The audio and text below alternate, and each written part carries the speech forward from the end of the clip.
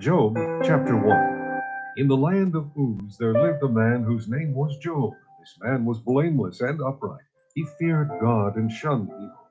He had 7 sons and 3 daughters, and he owned 7,000 sheep, 3,000 camels, 500 yoke of oxen, and 500 donkeys, and had a large number of servants. He was the greatest man among all the people of East. His sons used to take turns holding feasts in their homes, and they would invite their 3 sisters to eat and drink with them. When a period of feasting had run its course, Job would send and have them purified. Early in the morning, he would sacrifice a burnt offering for each of them, thinking, perhaps my children have sinned and cursed God in their hearts. This was Job's regular custom. One day the angels came to present themselves before the Lord, and Satan also came with them. The Lord said to Satan, "Where have you come from?"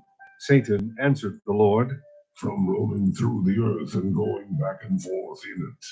Then the Lord said to Satan, "Have you considered my servant Job?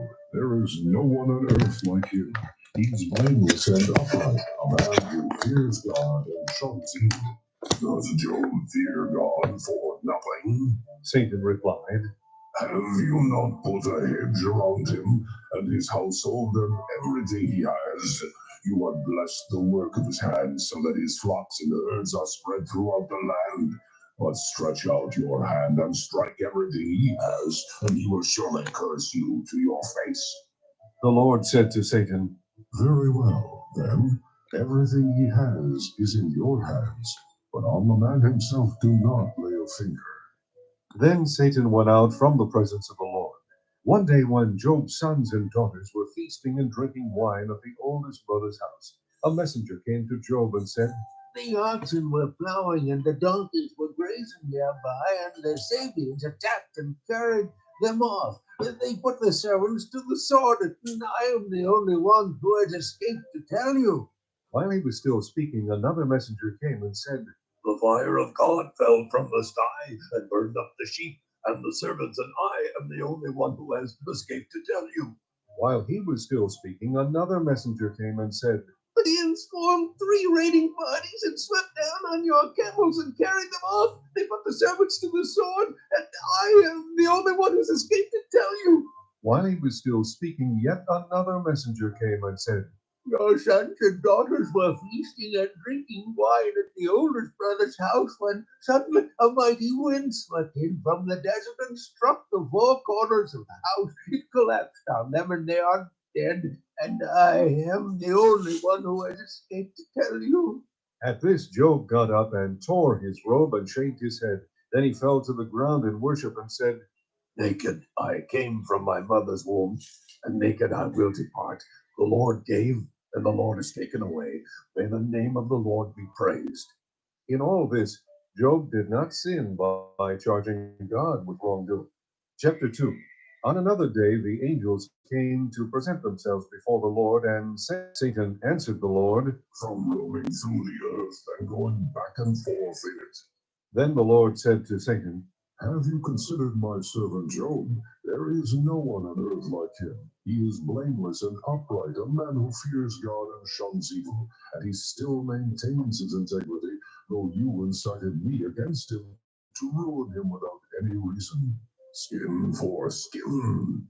Satan replied, A man will give all he has for his own life, but stretch out your hand and strike his flesh and bones, and he will surely curse you to your face.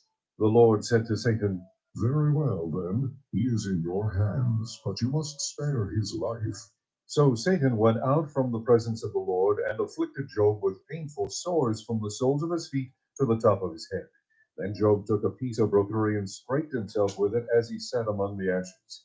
His wife said to him, Are you still holding on to your integrity? Curse God and die. He replied, You are talking like a foolish woman.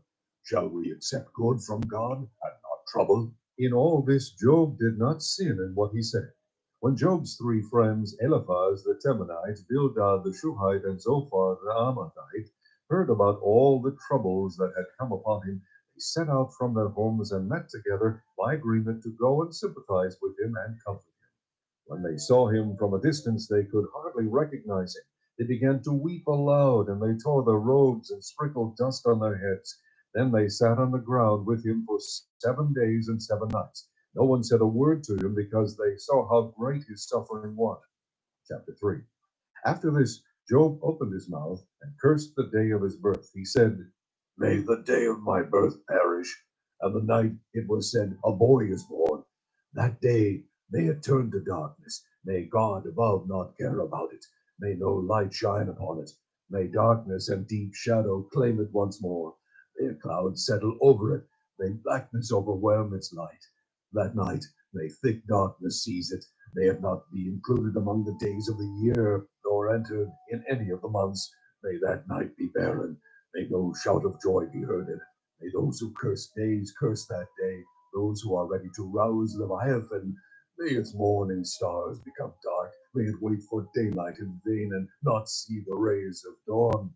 For it did not shut the doors of the womb on me to hide trouble from my eyes. Why did I not perish at birth and die as I came from the womb? Why were there knees to receive me and breasts that I might be nursed? For now I would be lying down in peace. I would be asleep and at rest, with kings and counselors of the earth, whomselves places now lying in ruins, with rulers who had gold, who filled the houses with silver. Or why was I not hidden in the ground like a stillborn child, like an infant who never saw the light of day? There the wicked cease from turmoil, and there the weary are at rest. Captives also enjoy their ease. They no longer hear the slave driver shout. The small and the great are there, and the slave is freed from his master. Why isn't light given to those in misery, and life to the bitter of soul? To those who long for death that does not come, who search for it more than for hidden treasure, who are filled with gladness and rejoice when they reach the grave. Why is life given to a man whose way is hidden, whom God has hedged in? For sighing comes to me instead of food, my groans pour out like water. What I feared has come upon me, what I dreaded has happened to me. I have no peace, no quietness, I have no rest, but only turmoil. Chapter 4. Then Eliphaz the Temanite replied, "If someone ventures a word with you, will you be impatient? But who can keep from speaking? Think how you have instructed many, how you have strengthened feeble hands. Your words have supported those who stumbled. You have strengthened faltering knees. But now trouble comes to you, and you are discouraged. It strikes you, and you are dismayed. Should not your piety be your confidence, and your blameless ways your hope? Consider now, who, being innocent, has ever perished? Where were the upright ever destroyed?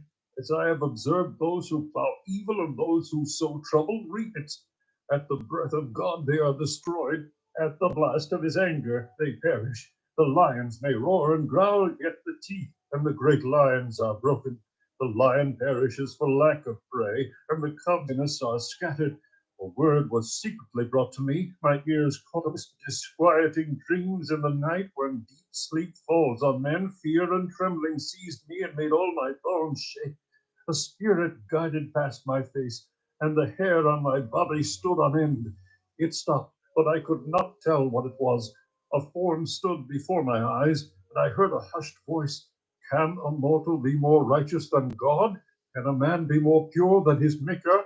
If God places no trust in his servants, if he charges his angels with error, how much more those who live in houses of clay, whose foundations are in the dust, who are crushed more readily than a moth. Between dawn and dusk they are broken to pieces. Unnoticed they perish forever. Are not the cords of their tent pulled up so that they die without wisdom? Chapter 5. Call if you will, but who will answer you? To which of the holy ones will you turn? Resentment kills a fool, and envy slays the simple. I myself have seen a fool taking root, but suddenly his house was cursed.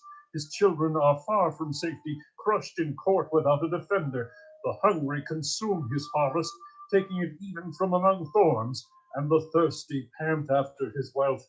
For hardship does not spring from the soil, nor does trouble sprout from the ground. Yet man is born to trouble, and surely as sparks fly upward. But if it were I would appeal to God. I would lay my cause before him. He performs wonders that cannot be fathomed, miracles that cannot be counted. He bestows rain on the earth. He sends water upon the countryside. The lowly he sets on high, and those who mourn are lifted to safety. He thwarts the plans of the crafty so that their hands achieve no success. He catches the wise in their craftiness, and the schemes of the wily are swept away. Darkness comes upon them in the day. At noon they grope as in the night. He saves the needy from the sword in their mouth. He saves them from the clutches of the powerful, so the poor have hope, and injustice shuts its mouth. Blessed is the man whom God corrects. So do not despise the discipline of the Almighty, for he wounds, but he also binds up. He injures, but his hands also heal. From 6 calamities he will rescue you. In 7 no harm will befall you. In famine he will ransom you from death, and in battle from the stroke of the sword. You will be protected from the lash of the tongue, and need not fear when destruction comes. You will laugh at destruction and famine, and need not fear the beasts of the earth. For you will have a covenant with the stones of the field, and the wild animals will be at peace with you. You will know that your tent is secure. You will take like the grass of the earth. You will come to the grave in full. Job replied, "If only my anguish could be weighed, and all my misery be placed on the scales, it would surely outweigh the sand of the seas. No wonder my words have been impetuous. The arrows of the Almighty are in me. My spirit drinks in their poison. God's terrors are marshaled against me. Does a wild donkey bray when it has grass, or an ox bellow when it has fodder? Is tasteless food eaten without salt? Or is there flavor in the white of an egg? I refuse to touch it. Such food makes me. I would still have this consolation, my joy in unrelenting pain, that I had not denied the words of the Holy One. What strength do I have that I should still hope? What prospects that I should be patient? Do I have the strength of stone? Is my flesh bronze? Do I have any power to help myself now that success has been driven from me? A despairing man should have the devotion of his friends, even though he forsakes the fear of the Almighty. But my brothers are as undependable as interminate streams, as the streams that overflow when darkened by thawing ice and swollen with melted snow, but that cease to flow in the dry season, and in the heat vanish from their channels. Caravans turn aside from their routes. They go able to look at our distress. Because they had been confident, they arrived there only to be disappointed. Now you too have proved to be of no help. You see something dreadful and are afraid. Have I ever said, give something on my behalf, pay a ransom for me from your wealth, deliver me from the hand of the enemy, ransom me from the clutches of the ruthless? Teach me, and I will be quiet. Show me when I have been wrong. How painful are honest words. But what do your arguments prove? Do you mean to correct what I say? Treat the words of a despairing man as wind? You would even cast lots for the fatherless and barter away your friend. But now, be so kind as to look at me. Would I lie to your face? Relent. Do not be unjust. Reconsider, for my integrity is at stake. Is there any wickedness on my lips? Can my mouth not discern malice? Chapter 7. Does not man have hard service on earth? Are not his days of a hired man like a slave longing for the evening shadows, or a hired man waiting eagerly for his wages? So I have been allotted months of futility, and nights of misery have been assigned to me. When I lie down, I think, how long before I get up? The night drags. How long before I get up? The night drags broken and festering. My days are swifter than a weaver's shuttle, and they come to an end without. O God, that my life is but a breath. My eyes will never see happiness again. The eye that now sees me will see me no longer. You will look for me, but I will be no more. As a cloud vanishes and is gone, so he who goes down to the grave does not return. He will never come to his house again. His place will know him no more. Therefore, I will not keep silent. I will speak out in the anguish of my spirit. I will complain in the bitterness of my soul. Am I the sea, or the monster of the deep, that you put me under guard? When I think my bed will comfort me and my couch will ease my complaint, even then you frighten me with dreams, terrify me with visions, so that I prefer strangling and death rather than this body of mine. I despise my life. I would not live forever. Let me alone. My days have no meaning. What is man that you make so much of him, that you give him so much attention, that you examine him every morning and test him every moment? Will you never look away from me or let me alone, even for an instant? If I have sinned, what have I done to you, O watcher of men? Why have you made me your target? Have I become a burden to you? Why do you not pardon and forgive my sins? For I will soon lie down in the dust. You will search for me, but I will be no more. Chapter 8. Then Bildad the Shuhite replied, How long will you say such things? Your words are a blustering wind. Does God pervert justice? Does the Almighty pervert what is right? When your children sinned against him, he gave them over to the penalty of their sin. But if you will look to God and plead with the Almighty, if you are pure and upright, even now he will rouse himself on your behalf and restore you to your rightful place. Your beginnings will seem humble, so prosperous will your future be. Ask the former generations and find out what their fathers learned, for we were born only yesterday and know nothing. And our will they not instruct you and tell you? Will they not bring forth words from their understanding? Can papyrus grow tall where there is no marsh? Can reeds thrive without water? While still growing and uncut, they wither more quickly than grass. Such is the destiny of all who forget God. So perishes the hope of the godless. What he trusts in is fragile. What he relies on is a spider's web. He leans on his web, but it gives way. He clings to it, but it does not hold. He is like a well watered plant in the sunshine, spreading its shoots over the garden.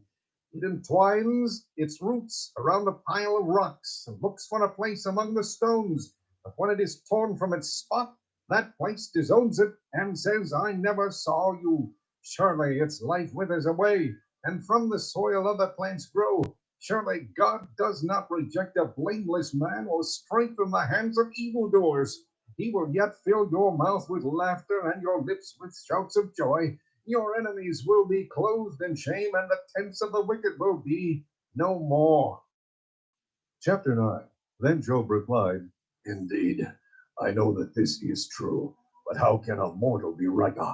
Though one wished to dispute with him, he could not answer him one time out of 1,000. His wisdom is profound, his power is vast. Who has resisted him and come out unscathed? He moves mountains without their knowing it, and overturns them in his anger. He shakes the earth from its place and makes its pillars tremble. He speaks to the sun, and it does not shine. He seals off the light of the stars. He alone stretches out the heavens and treads on the waves of the sea. He is the maker of the Bear and Orion, the Pleiades, and the constellations of the south. He performs wonders that cannot be fathomed, miracles that cannot be counted. When he passes me, I cannot see him. When he goes by, I cannot perceive him. If he snatches away, who can stop him? Who can say to him, What are you doing? God does not restrain his anger. Even the cohorts of Rahab cowered at his feet. How then can I dispute with him? How can I find words to argue with him? Though I were innocent, I could not answer him. I could only plead with my judge for mercy. Even if I summoned him and he responded, I do not believe he would give me a hearing. He would crush me with a storm and multiply my wounds for no reason. He would not let me regain my breath, but would overwhelm me with misery. If it is a matter of strength, he is mighty. And if it is a matter of justice, who will summon him? Even if I were innocent, my mouth would condemn me. If I were blameless, it would pronounce me guilty. Although I am blameless, I have no concern for myself. I despise my own life. It is all the same. That is why I say he destroys both the blameless and the wicked. When a scourge brings sudden death, he mocks the despair of the innocent. When a land falls into the hands of the wicked, he blindfolds its judges. If it is not he, then who is it? His are swifter than a runner. They fly away without a glimpse of joy. They skim past like boats of papyrus, like like eagles swooping down on their prey. If I say I will forget my complaint, I will change my expression and smile. I still dread all my sufferings, for I know you will not hold me innocent. Since I am already found guilty, why should I struggle in vain? Even if I wash myself with soap and my hands with washing soda, you would plunge me into a slime pit so that even my clothes would detest me. He is not a man like me that I might answer him, that we might confront each other in court. If only there were someone to arbitrate between us, to lay his hand upon us both, someone to remove God's rod from me, so that his terror would frighten me no more. Then I would speak up without fear of him, but as it now stands with me, I cannot. Chapter 10. I loathe my very life. Therefore, I will give free rein to my complaint and speak out in the bitterness of my soul. I will say to God, do not condemn me, but tell me what charges you have against me. Does it please you to oppress me, to spurn the work of your hands, while you smile on the schemes of the wicked? Do you have eyes of flesh? Do you see as a mortal sees? Are your days like those of a mortal, or your years like those of a man, that you must search out my faults and probe after my sin? Though you know that I am not guilty, and that no one can rescue me from your hand shaped me and made me. Will you now turn and destroy me? Remember that you molded me like clay. Will you now turn me to dust again? Did you not pour me out like milk and curdle me like cheese, clothe me with skin and flesh, and knit me together with bones and sinews? You gave me life and showed me kindness, and in your providence watched spirit. But this is what you concealed in your heart, and I know that this was in your mind. If I sinned, you would be watching me and would not let my offense go unpunished. If I am guilty, woe to me. Even if I am innocent, I cannot lift my head, for I am full of shame and drowned in my affliction. If I hold my head high, you stalk me like a lion and again display your awesome power against me. You bring new witnesses against me and increase your anger toward me. Your forces come against me wave upon wave. Why then did you bring me out of the womb? I wish I had died before any eye saw me. If only I had never come into being, or had been carried straight from the womb to the grave. Are not my few days almost over? Turn away from me so I can have a moment's joy before I go to the place of no return, to the land of gloom and deep shadow, to the land of deepest night, of deep shadow and disorder, where even the light is like darkness. Chapter 11. Then Zophar the Naamathite replied, Are all these words to go unanswered? Is this talker to be vindicated? Will your idle talk reduce men to silence? Will no one rebuke you when you mock? You say to God, my beliefs are flawless and I am pure in your sight. Oh, how I wish that God would speak, that he would open his lips against you and disclose to you the secrets of wisdom. For true wisdom has two sides. Know this, God has even forgotten some of your sin. Can you fathom the mysteries of God? Can you probe the limits of the Almighty? They are higher than the heavens. What can you do? They are deeper than the depths of the grave. What can you know? Their measure is longer than the earth and wider than the sea. If he comes along and confines you in prison and convenes a court, who can oppose him? Surely he recognizes men, and when he sees evil, does he not take note? But a witless man can no more become wise than a wild donkey's coat can reborn a man. Yet if you devote your heart to him and stretch out your hands to him, if you put away the sin that is in your hand and allow no evil to dwell in your tent, then you will lift up your face without shame. You will stand firm and without fear. You will surely forget your trouble, recalling it only as waters gone by. Life will be brighter than noonday, and darkness will become like morning. You will be secure because there is hope. You will look about you and take your rest in safety. You will lie down with no one to make you afraid, and many will court your favor. But the eyes of the wicked will fall, and escape will elude them. Their hope will become a dying gas. Chapter 12. Then Job replied, Doubtless you are the people, and wisdom will die with you. But I have a mind as well as you. I am not inferior to you. Who does not know all these things?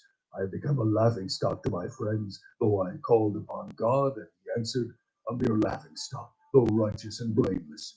Men at ease have contempt for misfortune, as the fate of those whose feet are slipping. The tents of marauders are undisturbed, and those who provoke God are secure. Those who carry their God in their hands. But ask the animals, and they will teach you, or the birds of the air, and they will tell you, or speak to the earth, and it will teach you, or let the fish of the sea inform you. Which of all these does not know that the hand of the Lord has done this? In his hand is the life of every creature, and the breath of all mankind. Does not the ear test words as the tongue tastes food? Is not wisdom found among the aged? Does not long life bring understanding?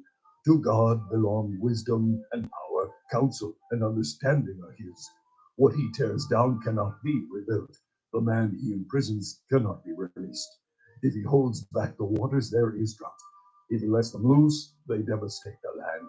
To him belongs strength and victory. Both deceived and deceiver are his. He leads counselors away stripped and makes fools of judges.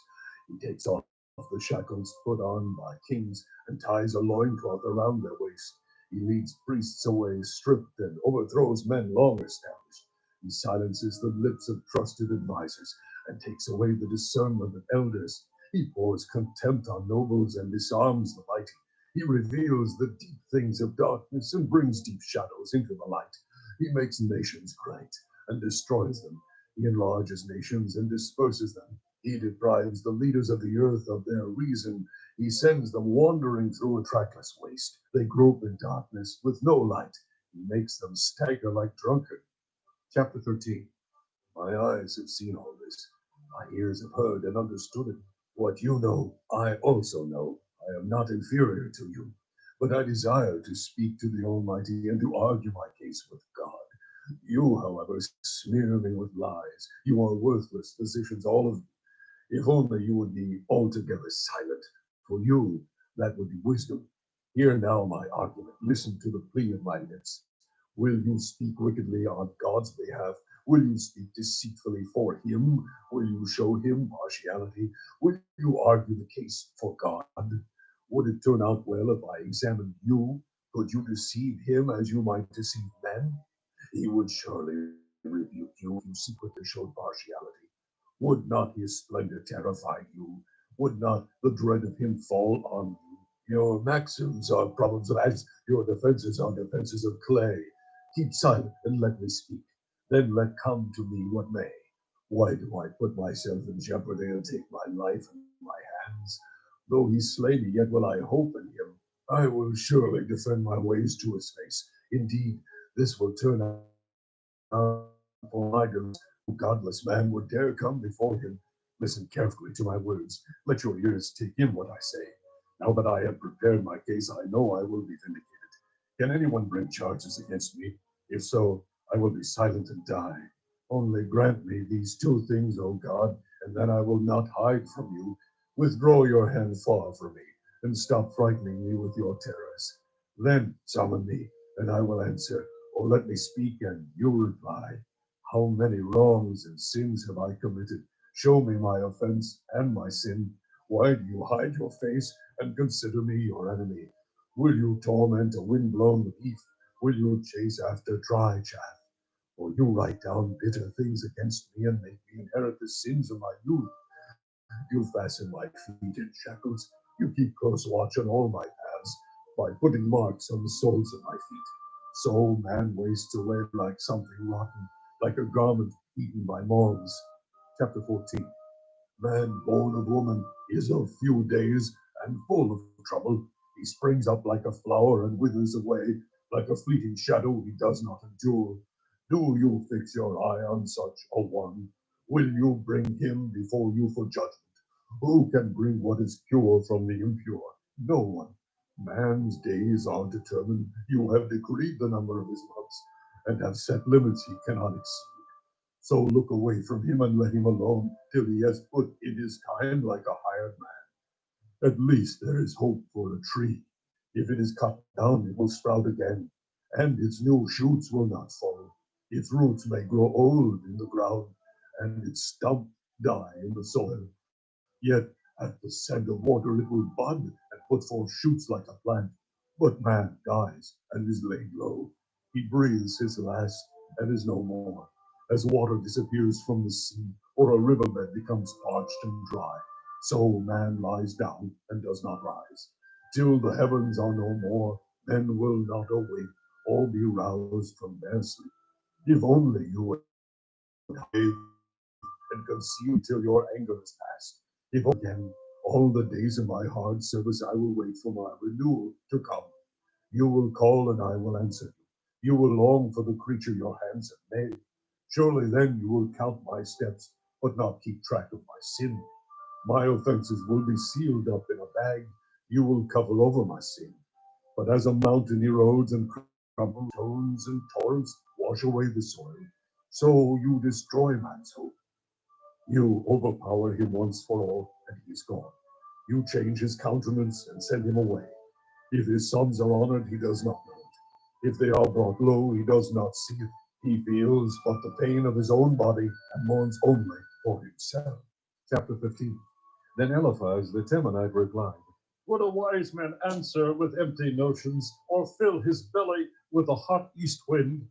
Would he argue with useless words, with speeches that have no value? But you even undermine piety and hinder devotion to God. Your sin prompts your mouth. You adopt the tongue of the crafty. Your own mouth condemns you, not mine. Your own lips testify against you. Are you the first man ever born? Were you brought forth before the hills? Do you listen in on God's counsel? Do you limit wisdom to yourself? What do you know that we do not know? What insights do you have that we do not have? The gray-haired and the aged are on our side, men even older than your father. Are God's consolations not enough for you, words spoken gently to you? Why has your heart carried you away, and why do your eyes flash, so that you vent your rage against God and pour out such words from your mouth? What is man, that he could be pure, or one born of woman, that he could be righteous? If God places no trust in his holy ones, if even the heavens are not pure in his eyes, how much less man who is vile and corrupt, who drinks up evil like water? Listen to me, and I will explain to you. Let me tell you what I have seen, what wise men have declared, hiding nothing received from their fathers, to whom alone the land was given when no alien passed among them. All his days the wicked man suffers torment. Through all the years stored up for him. Terrifying sounds fill his ears. When all seems well, marauders attack him. He despairs of escaping the darkness. He is marked for the sword. He wanders about, food for vultures. He knows the day of darkness is at hand. Distress and anguish fill him with terror. They overwhelm him like a king poised for attack, because he shakes his fist at God and vaunts himself against the Almighty, defiantly charging against him with a thick, strong shield. Though his face is covered with fat and his waist bulges with flesh, he will inhabit ruined towns and houses where no one lives, houses crumbling to rubble. He will no longer be rich, and his wealth will not endure, nor will his possessions spread over the land. He will not escape the darkness. A flame will wither his shoots, and the breath of God's mouth will carry him away. Let him not deceive himself by trusting what is worthless, or he will get enough this time. He will be paid in full, and his branches will not flourish. He will be like a vine stripped of its unripe grapes, like an olive tree shedding its blossoms. For the company of the godless will be barren, and fire will consume the tents of those who love bribes. They conceive trouble and give birth to evil. Their womb fashions deceit. Chapter 16. Then Job replied, I have heard many things like these. Miserable comforters are you all. Will your long-winded speeches never end? What ails you that you keep on arguing? I also could speak like you. If you were in my place, I could make fine speeches against you and shake my head at you. But my mouth would encourage you. Comfort from my lips would bring you relief. Yet if I speak, my pain is not relieved. And if I refrain, it does not go away. Surely, O God, you have worn me out. You have devastated my entire household. You have bound me, and it has become a witness.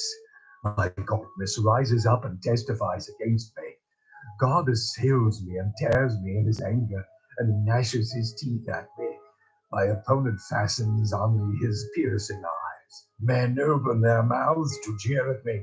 They strike my cheek in scorn and unite together against me.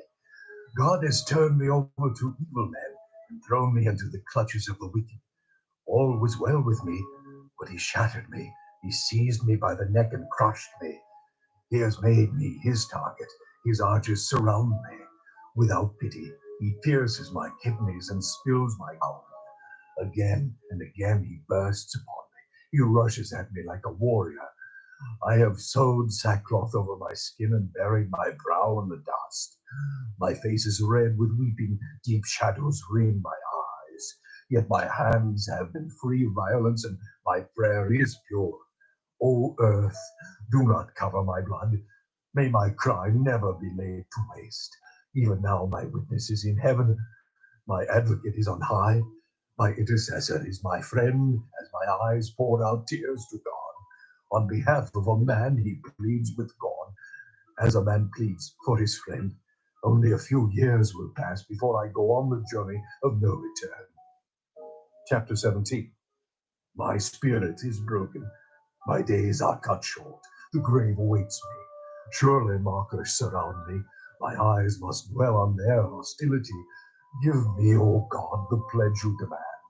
Who else will put up security for me? You have closed their minds to understanding. Therefore you will not let them triumph. If a man denounces his friends for reward, the eyes of his children will fail. God has made me a byword to everyone, a man in whose face people spit. My eyes have grown dim with grief. My whole frame is but a shadow. Upright men are appalled at this. The innocent are aroused against the ungodly. Nevertheless, the righteous will hold to their ways, and those with clean hands will grow strong. But come on, all of you, try again. I will not find a wise man among you.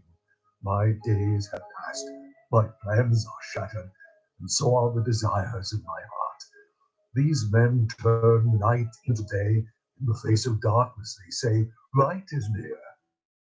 If the only home I hope for is the grave, let out my bed in darkness. If I say to corruption, you are my father, and to the worm, my mother or my sister, where then is my hope? Who can see any hope for me? Will it go down to the gates of death? Will we descend together into the dust? Chapter 18. Then Bildad the Shuhite replied, When will you end these speeches? Be sensible, and then we can talk. Why are we regarded as cattle and considered stupid in your sight? You who tear yourself to pieces in your anger, is the earth to be abandoned for your sake? Or must the rocks be moved from their place? The lamp of the wicked is snuffed out. The flame of his fire stops burning. The light in his tent becomes dark. The lamp beside him goes out. The vigor of his step is weakened. His own schemes throw him down. His feet thrust him into a net, and he wanders into its mesh. A trap seizes him by the heel, a snare holds him fast. A noose is hidden for him on the ground. A trap lies in his path. Terrors startle him on every side and dog his every step. Calamity is hungry for him. Disaster is ready for him when he falls. It eats away parts of his skin. Death's firstborn devours his limbs. He is torn from the security of his tent and marched off to the king of terrors. Fire resides in his tent. Burning sulfur is scattered over his dwelling. His roots dry up below and his branches wither above. The memory of him perishes from the earth. He has no name in the land. He is driven from light into darkness and is banished from the world. He has no offspring or descendants among his people, no survivor where once he lived. Men of the west are appalled at his fate. Men of the east are seized with horror.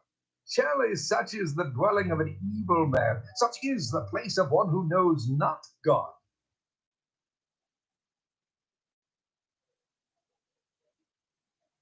Chapter 19. Then Job replied, How long will you torment me and crush me with words? 10 times now you have reproached me. Shamelessly you attack me. If it is true that I have gone astray, my error remains my concern alone. If indeed you would exalt yourselves above me and use my humiliation against me, then know that God has wronged me and drawn his net around me. Though I cry, I've been wronged, I get no response. Though I call for help, there is no justice. He has blocked my way, so I cannot pass. He has shrouded my paths in darkness.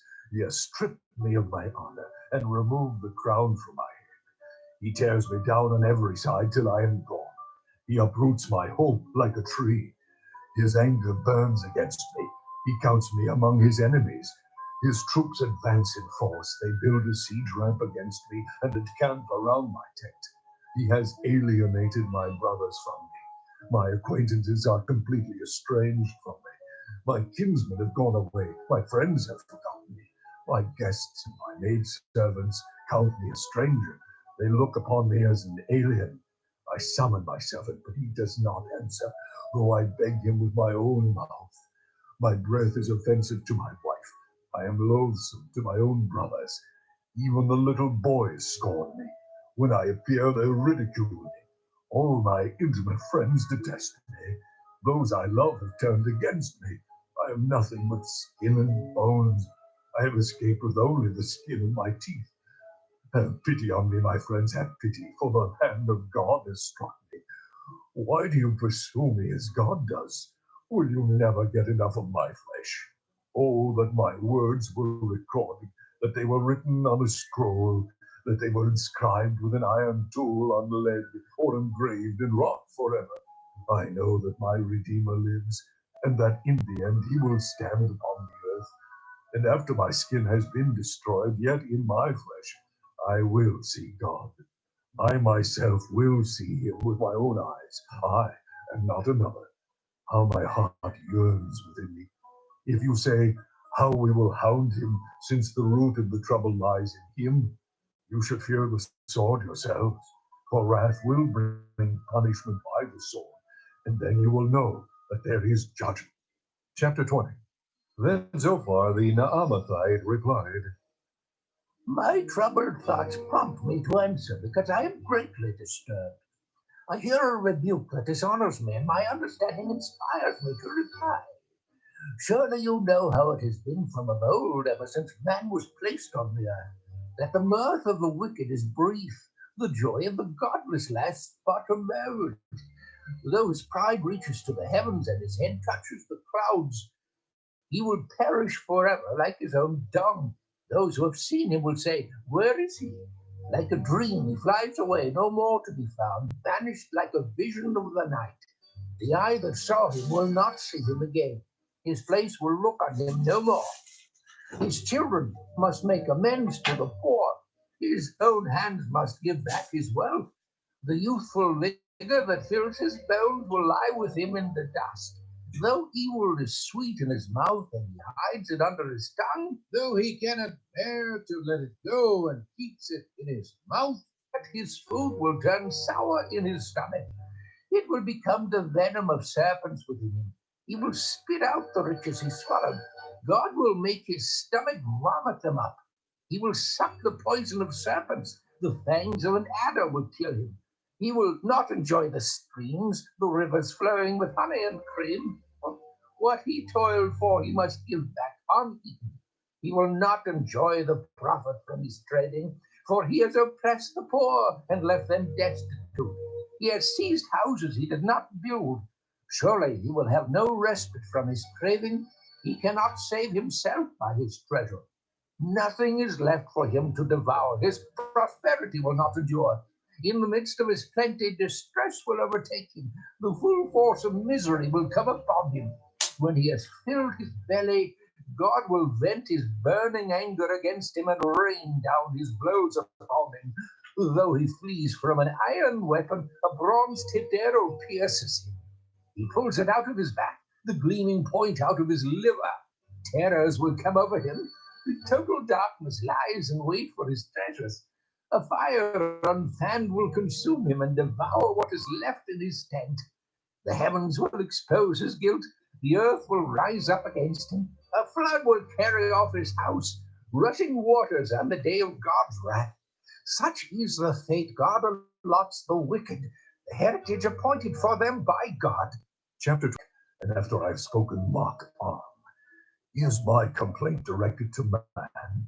Why should I not be impatient? Look at me and be astonished. Clap your hand over your mouth. When I think about this, I am terrified. Trembling seizes my body. Why do the wicked live on, growing old and increasing in power? They see their children established around them, their offspring before their eyes. Their homes are safe and free from fear. The rod of God is not upon them. Their bulls never fail to breed. Their cows calve and do not miscarry. They send forth their children as a flock. Their little ones dance about. They sing to the music of tambourine and harp. They make merry to the sound of the flute. They spend their years in prosperity and go down to the grave in peace. Yet they say to God, leave us alone. We have no desire to know your ways. Who is the Almighty that we should serve him? What would we gain by praying to him? But their prosperity is not in their own hands, so I stand aloof from the counsel of the wicked. Yet how often is the lamp of the wicked snuffed out? How often does calamity come upon them? The fate God allots in his anger. How often are they like straw before the wind, like chaff swept away by a gale? It is said, God stores up a man's punishment for his sons. Let him repay the man himself, so that he will know it. Let his own eyes see his destruction. Let him drink of the wrath of the Almighty. For what does he care about the family he leaves behind, when his allotted months come to an end? Can anyone teach knowledge to God, since he judges even the highest? One man dies in full vigor, completely secure and at ease, his body well nourished, his bones rich with marrow. Another man dies in bitterness of soul, never having enjoyed anything good. Side by side they lie in the dust, and worms cover them both. I know full well what you are thinking, the schemes by which you would wrong me. You say, where now is the great man's house, the tents where wicked men live? Have you never questioned those who travel? Have you paid no regard to their accounts? That the evil man is spared from the day of calamity, that he is delivered from the day of wrath. Who denounces his conduct to his face? Who repays him for what he has done? He is carried to the grave, and watch is kept over his tomb. The soil in the valley is sweet to him, and all men follow after him, and a countless throng goes before him. So how can you console me with your nonsense? Nothing is left of your answers but falsehood. Chapter 22. Then Eliphaz the Temanite replied, can a man be a benefit to God? Can even a wise man benefit him? What pleasure would it give the Almighty if you were righteous? What would he gain if your ways were blameless? It is for your piety that he rebukes you and brings charges against you. Is not your wickedness great? Are not your sins endless? You demand security from your brothers for no reason. You stripped men of their clothing, leaving them naked. You gave no water to the weary, and you withheld food from the hungry. Though you were a powerful man owning land, an honored man living on it, and you sent widows away empty-handed and broke the strength of the fatherless. That is why snares are all around you, why sudden peril terrifies you, why it is so dark you cannot see, and why a flood of water covers you. Is not God in the heights of heaven? And see how lofty are the highest stars. Yet you say, what does God know? Does he judge through such darkness? Thick clouds veil him, so he does not see us as he goes about in the vaulted heavens. Will you keep to the old path that evil men have trod? They were carried off before their time, their foundations washed away by a flood. They said to God, leave us alone. What can the Almighty do to us?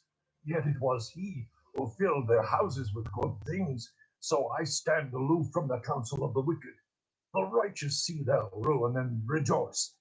The innocent mock them, saying, surely our foes are destroyed, and fire devours their wealth. Submit to God, and be at peace with him. In this way, prosperity will come to you. Accept instruction from his mouth and lay up his words in your heart. If you return to the Almighty, you will be restored. If you remove wickedness far from your tent, And assign your nuggets to the dust, your gold of Ophir to the rocks in the ravines, then the Almighty will be your gold, the choicest silver for you. Surely then you will find delight in the Almighty and will lift up your face to God. You will pray to him, and he will hear you, and you will fulfill your vows. What you decide on will be done, and light will shine on your ways. When men are brought low and you say, lift them up, then he will save the downcast. He will deliver even one who is not innocent, who will be delivered through the cleanness of your hands. Chapter 23. Then Job replied, Even today my complaint is bitter. His hand is heavy in spite of my groaning. If only I knew where to find him. If only I could go to his dwelling. I would state my case before him and fill my mouth with arguments. I would find out what he would answer me and consider what he would say. Would he oppose me with great power?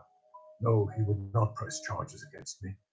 There an upright man could present his case before him, and I would be delivered forever from my judge.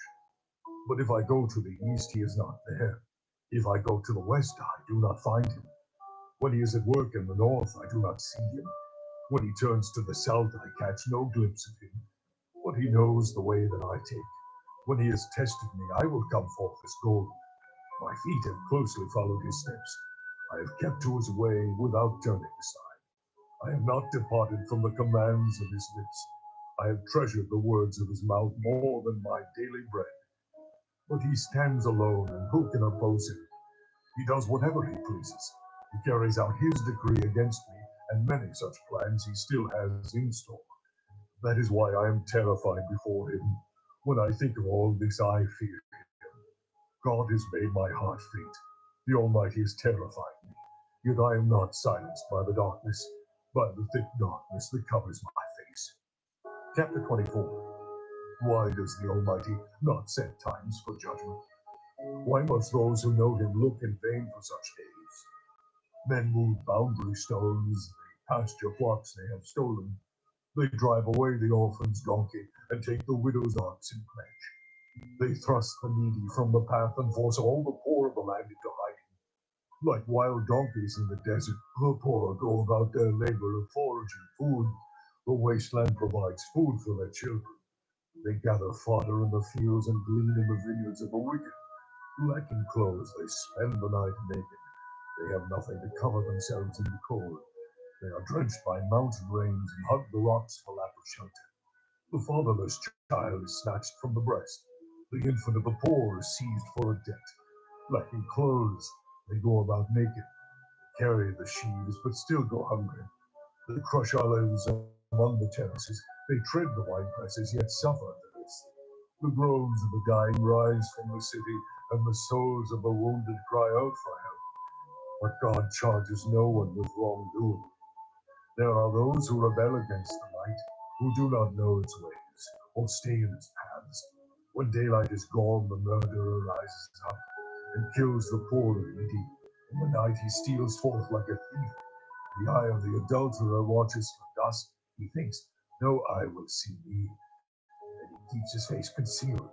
In the dark men break into houses, but by day they shut themselves in. They want nothing to do with the light. For all of them, deep darkness is their morning. They make friends with the terrors of darkness. Yet they are foam on the surface of the water. Their portion of the land is cursed, so that no one goes to the vineyards. As heat and drought snatch away the melted snow, so the grave snatches away those who have sinned. The womb forgets them, the worm feasts on them. Evil men are no longer remembered, but are broken like a tree. They prey on the barren and childless woman, and to the widow show no kindness. But God drags away the mighty by his power. Though they become established, they have no assurance of life. He may let them rest in a feeling of security, but his eyes are on their ways. For a little while they are exalted, and then they are gone. They are brought low and gathered up like all others. They are cut off like heads of grain. If this is not so, who can prove me false and reduce my words to none? Chapter 25. Then Bildad the Shuhite replied, Dominion and awe belong to God. He establishes order in the heights of heaven. Can his forces be numbered? Upon whom does his light not rise? How then can a man be righteous before God? How can one born of woman be pure? If even the moon is not bright, and the stars are not pure in his eyes, how much less man, who is but a maggot, the Son of Man, who is only a work. Chapter 26. Then Job replied, How have you helped the powerless? How have you saved the arm that is feeble? What advice you have offered to one without wisdom, and what great insight you have displayed. Who has helped you utter these words, and whose spirit spoke from your mouth?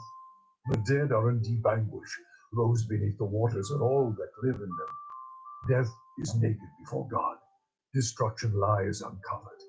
He spreads out the northern skies over empty space. He suspends the earth over nothing.